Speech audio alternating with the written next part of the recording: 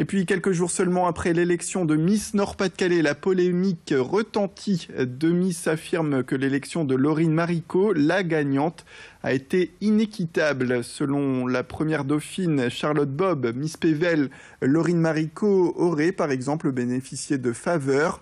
Elle aurait reçu les services de William Serre, le coiffeur professionnel attitré de Miss France, alors même que les autres candidates étaient mises en beauté par des maquilleurs stagiaires. La chorégraphe du concours aurait également eu des ordres de mettre en avant la gagnante lors du concours. Des accusations que le comité Miss Nord-Pas-de-Calais, présidé par Dominique Villain-Allard, nie en bloc. Je vous propose tout de suite de l'écouter. Sinon, ça ne serait pas l'organisation Miss France. Il y a assez de petits concours sympathiques comme ça, où on fait les choses un petit peu à la bonne franquette. Nous, il y a un huissier de justice non seulement, mais deux assesseurs. Les bulletins sont comptés 2 fois en présence de Sylvie Tellier.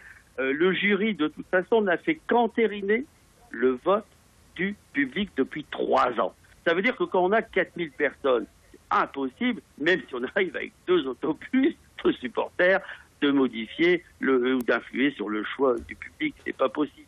Les jeunes filles déçues de ne pas avoir été élues, c'est un peu logique. Ça existe dans toutes les régions, pareil. Je dirais même que c'est un peu flatteur, puisque si on est déçu à ce point-là, c'est que le concours est très prisé.